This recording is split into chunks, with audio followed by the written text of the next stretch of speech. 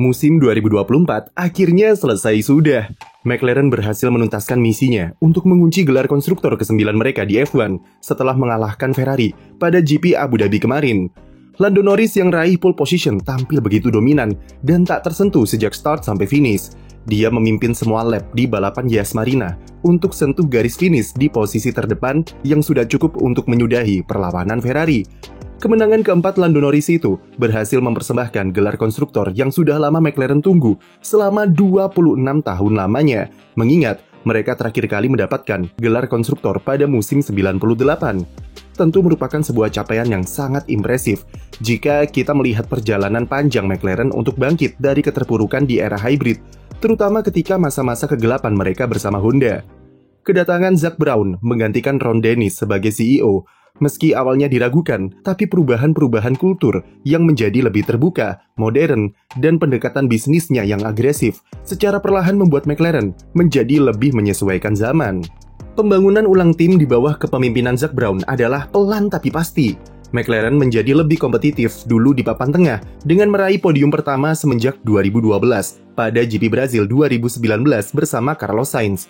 Setelah itu kemenangan pertama di GP Italia bersama Daniel Ricciardo pada 2021.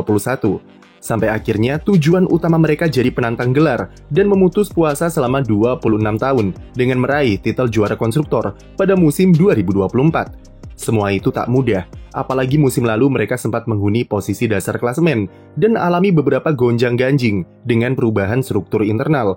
Penunjukan Andrea Stella sebagai tim prinsipal dan inovasinya untuk memecah jabatan direktur teknis menjadi 3 bagian adalah puzzle terakhir yang dibutuhkan Zak Brown untuk mengantarkan McLaren kembali kompetitif di papan atas.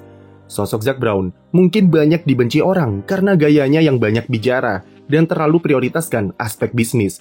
Tapi dia patut diapresiasi karena berhasil membuktikan omongannya sendiri jika berprestasi di F1 tidak harus menjadi tim pabrikan.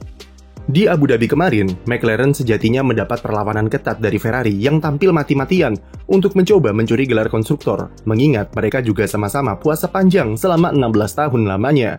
Carlos Sainz berikan perlawanan yang membuat Lando Norris harus pintar-pintar jaga gap supaya tidak terkena serangan undercut dan safety car. Pit stop McLaren begitu krusial bagi Norris kemarin, di mana mereka berhasil lakukan pit stop secepat 2 detik pas. Itu krusial karena Norris exit di depan Sainz cuma berjarak 1,5 detik saja yang cukup untuk menjaganya dari tangkapan zona DRS. Charles Leclerc menggila pada balapan semalam dengan finish di posisi ketiga meskipun start dari posisi 19 karena hukuman penalti ganti mesin. Leclerc di lap pertama saja langsung naik ke posisi 8 dengan memanfaatkan pembalap-pembalap yang saling duel sendiri-sendiri di depannya dan mengambil sisi luar untuk menyalip setidaknya 3 mobil dalam satu tikungan.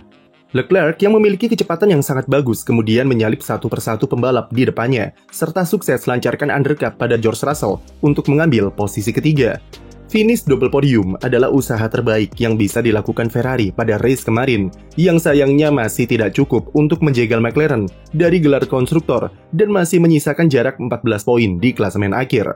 Tentu banyak orang kecewa Ferrari gagal meraih gelar pertamanya sejak musim 2008. Tapi sejak awal misi ini sudah sangat sulit karena mereka mengejar defisit 22 poin dan McLaren tentu berada di atas kertas. McLaren saja kemarin praktis hanya bisa mengandalkan Lando Norris di posisi terdepan karena Oscar Piastri harus merosot ke urutan belakang setelah terlibat insiden dengan Max Verstappen di lap pertama. Verstappen yang berniat lakukan dive bomb di tikungan pertama setelah start terlalu memaksakan diri dengan ruang yang nanggung dan akhirnya sebabkan insiden dengan Oscar Piastri. Verstappen sendiri dihukum penalti 10 detik, yang mana membuat pembalap Belanda tersebut heran karena dia cuma dihukum penalti 10 detik saja dan tidak dihukum lebih berat. Sementara Piastri merosot ke urutan paling belakang dan mungkin karena terburu-buru untuk mengejar gap di depan, dia malah menyundul Franco Colapinto. Sayap depannya rusak dan dia harus dihukum penalti 10 detik karena hal itu. Balapan Piastri menjadi kacau, tapi untungnya dia berhasil finish di posisi ke-10 untuk membantu McLaren kunci gelar konstruktor dengan berikan 1 poin tambahan. Setelah balapan, Verstappen yang selesaikan race di posisi ke-6 sudah meminta maaf secara langsung kepada Piastri karena sadar akan kesalahannya yang terlalu memaksakan diri dengan manuver di tikungan pertama. Selain memaksakan diri, tentu manuver tersebut sangatlah tidak perlu, mengingat Verstappen yang sudah tidak ada kepentingan apa-apa karena sudah mengunci gelar juara dunia di Vegas, kecuali jika dia menjagokan Ferrari untuk mendapatkan gelar konstruktor. Selain McLaren yang menuntaskan pertarungannya, ada juga Alpine yang berhasil menyelesaikan musim dengan mengalahkan Haas dan dipastikan finish di posisi ke-6 konstruktor dengan Pierre Gasly yang selesaikan balapan di posisi ke-7. Penampilan solid Gasly memang tak bisa terbantahkan sangat berperan dalam peningkatan poin Alpine belakangan ini, tapi kontribusi Esteban Ocon sepanjang musim 2024, terutama dengan performanya di GP Brazil dan beberapa poin yang ia raih tentu tak bisa dilupakan begitu saja. Sayangnya Ocon sudah ditendang terlebih dulu satu balapan sebelumnya dan ia melewatkan sesi foto akhir musim di Abu Dhabi. Finish di posisi 6 konstruktor bukanlah raihan yang membanggakan sebagai tim pabrikan, tapi jika melihat betapa hancurnya mereka di awal musim, di mana Alpine sempat menghuni dasar klasemen selama 5 balapan pertama, tentu setidaknya ini momentum yang bagus untuk memulai 2025. Haas sendiri sejak awal sudah sulit untuk mengejar poin Alpine karena Nico Hülkenberg yang dikualifikasi saja sudah mengeluarkan performa terbaiknya dengan raih waktu terbaik di posisi 4, malah terkena hukuman penalti turun 3 grid. Hülkenberg menyalip 2 mobil di pit exit, di mana musim ini hal itu dilarang oleh race director. Kemudian saat balapan, Kevin Magnussen yang sejatinya sudah bisa tembus ke 10 besar, malah dikamikaze Bottas setelah pit stop keduanya di tikungan kelima dan membuyarkan rencana Haas. Tim akhirnya memutuskan memberikan Magnussen ban soft di 2 stint terakhirnya untuk mencuri fastest lap yang menjadi warisan yang manis di balapan terakhirnya di F1. Beralih ke topik lain, GP Abu Dhabi selalu menjadi momen perpisahan yang emosional bagi beberapa pembalap yang mungkin akan menjadi balapan terakhirnya di F1 atau balapan pamungkas bersama tim saat ini sebelum pindah ke pelabuhan baru musim depan. Yang jadi pusat perhatian semalam tentu Lewis Hamilton yang lakoni race terakhirnya bersama Mercedes setelah 12 tahun menjalin kebersamaan dengan total 246 kali balapan. Perpisahan Hamilton awalnya berjalan kurang mulus, di mana saat kualifikasi, dia lagi-lagi gagal lolos dari Q1 yang disebabkan karena adanya bollard yang nyangkut di mobilnya yang disebabkan oleh Kevin Magnussen. Start dari posisi 16 sama seperti Leclerc, Hamilton ambil keuntungan dari kacaunya lap pertama dengan naik ke posisi 12. Memakai ban hard, strategi Hamilton jelas jika dia ingin stay out selama mungkin dan pit stop belakangan dengan ganti ke ban medium.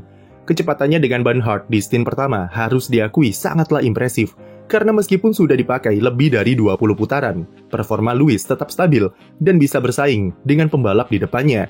Itu sangat krusial, karena Hamilton berhasil melakukan strategi overcut untuk menyalip Max Verstappen yang terkena trafik setelah pit stop dan membuat lajunya lebih lancar di stint kedua.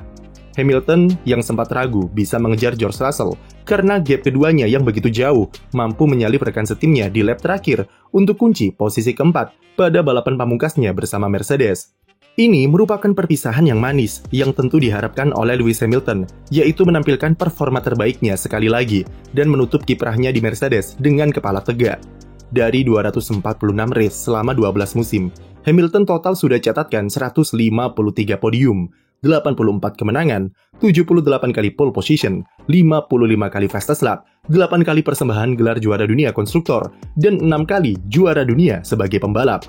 Dengan statistik seperti itu, pasangan Lewis Hamilton dan Mercedes adalah duet pembalap dan tim terbaik serta tersukses sepanjang masa di F1. Musim depan sang legenda akan memulai lembaran karir yang segar bersama Ferrari, di mana Toto Wolff menitipkan sebuah pesan, yaitu jika kami tak bisa juara, maka Hamiltonlah yang harus juara bersama tim barunya nanti. Selain Hamilton, tentu ada duo Haas yang akan berpisah musim depan, di mana Nico Hülkenberg akan pindah ke Sauber dan Kevin Magnussen mengakhiri karir F1-nya untuk hijrah ke balap ketahanan bersama BMW. Duo Sauber juga jalani race terakhirnya di Abu Dhabi, di mana Bottas sayangnya malah DNF usai terlibat insiden dengan Magnussen. Uniknya lagi, Bottas terkena hukuman penalti turun 5 grid pada balapan selanjutnya, padahal dia saja tidak membalap musim depan. Tapi Bottas masih berpeluang comeback ke F1 dan mengambil penalti tersebut suatu saat nanti, karena dia diberi tawaran untuk menjadi pembalap cadangan Mercedes, ataupun bisa saja kembali ke grid bersama Cadillac pada 2026 mendatang. Zhou Guanyu juga masih belum jelas bagaimana nasib kedepannya seperti apa.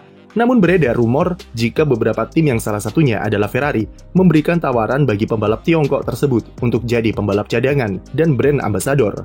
Franco Colapinto juga jalani balapan terakhir di Williams usai debut manis dan penuh pembelajaran dalam 9 race pertamanya di F1. Lalu Carlos Sainz berpisah dengan Ferrari setelah 4 musim kebersamaan dengan koleksi 4 kali menang dari 25 kali podium dengan finish runner-up di GP Abu Dhabi dan menyanyikan lagu Smooth Operator bersama race engineer-nya setelah balapan. Dan apakah balapan kemarin akan jadi yang terakhir bagi Sergio Perez? Checo sendiri gagal finish setelah kena senggol oleh Valtteri Bottas dan jadi penutup yang pahit baginya. Meski menegaskan masih memiliki kontrak, namun jelas jika posisinya di Red Bull sudah di ujung tanduk. Jadi, apa momen favorit kalian pada balapan semalam? Tulis di komentar, dan jangan lupa beri like dan subscribe untuk konten F1 lainnya.